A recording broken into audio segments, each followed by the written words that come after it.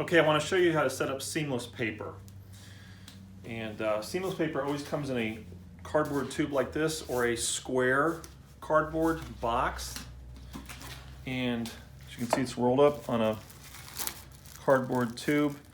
And you want to slowly pull it out because it is paper, it will rip. And this one has plastic in it too, so I kind of pull the plastic off. And slowly pull out of the tube, and it's easier with two people, but I've done it by myself before.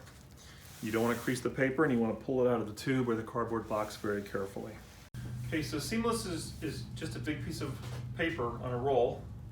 It's used to create a solid background in any situation. It's a great fix in a situation to do an interview when you don't have control of the background. Or this was actually from a shoot where we did a shoot here in Akron, and then the company was going to do the same shoot all over the country. So they wanted to have the exact same background in all the setups. So that's a good fix you can do, and then I got to keep the paper. So my trick is to use 2 C-stands. Other people do it this way too, but I'll show you the other way also.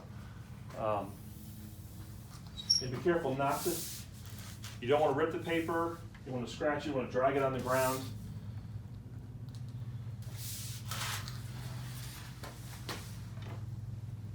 Just sort of don't tighten it all the way because you're going to move it as you're doing it. And you want the roll to come off the back because it's going to come down the ground and roll out like that onto the ground a little bit.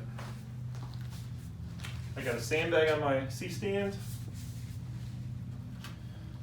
And see, there's a cardboard tube holding this, that the paper's rolled on. So it's pretty rigid and stiff. So all I have to do is poke it on the ends and it'll hold it up.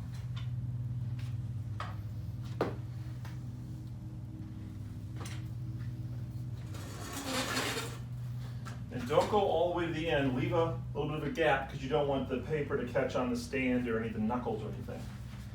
And then you want the legs to be perpendicular out because as you roll the paper down, you don't want one of the legs to be in the way.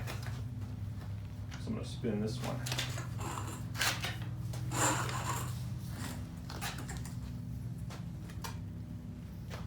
There we go. So.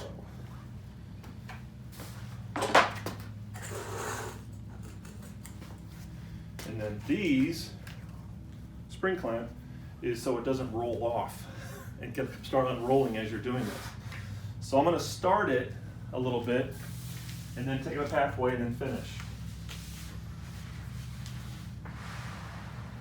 See, you roll off the back, that's easily just rolls down. You don't want to crease it.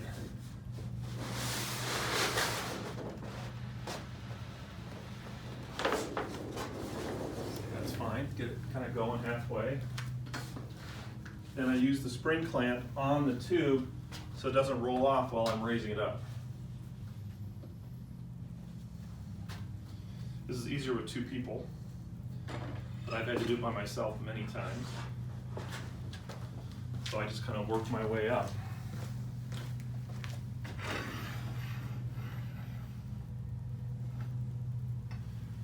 And I've been on shoots where this starts to unroll because I'm working with people that aren't used to it.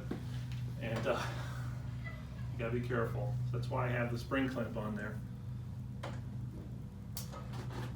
So I'm just creating a flat background for an interview or a product shot, whatever.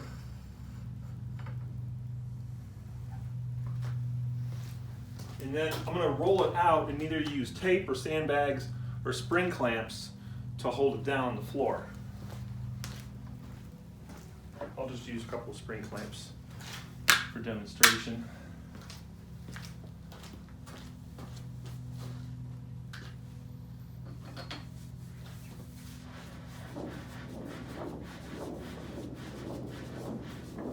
I'm tall, so it's a little bit of an advantage for me. Gotta be careful because this is when it can start unraveling. So be ready. Now I want it to roll onto the floor a little bit. You can stand over here, maybe get a side view.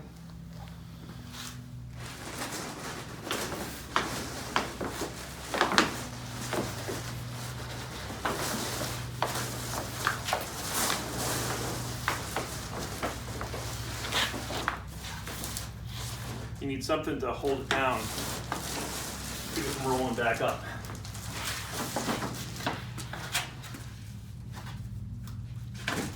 And there you have it.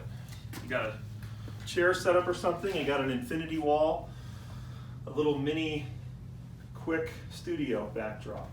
You could use tape on here or sandbags or whatever.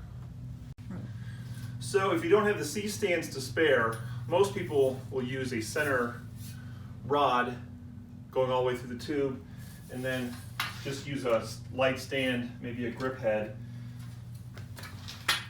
and then just put the bar into the grip head and make a little stand for it. This is actually a piece of conduit I got at Home Depot.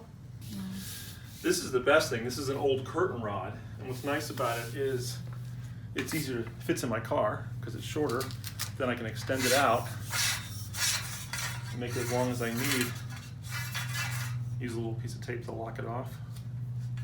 And now I've got a rod to hold up my seamless with, or a backdrop or whatever, or green screen. So I always throw this in my kit too if I'm going to do any kind of backdrops. Just an old curtain rod. It's a great trick. So to take it down, I already started before recording, sorry, but I lowered the stands to a height where I could deal with it. I disconnected it off the floor so it's just loose down here, and then and very gently, because you don't want to crease the paper, just start working it up like this.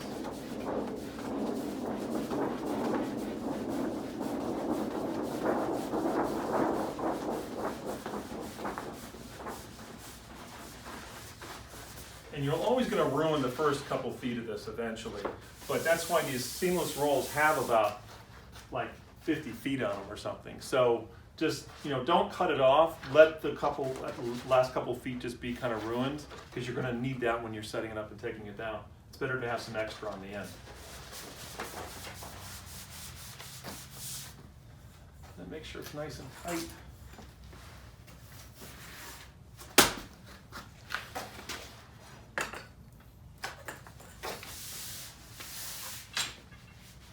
And then just very gently, with the help from someone else, most likely, just you want to roll it tight and just slowly turn it and get it back into the tube where the cardboard box it came in.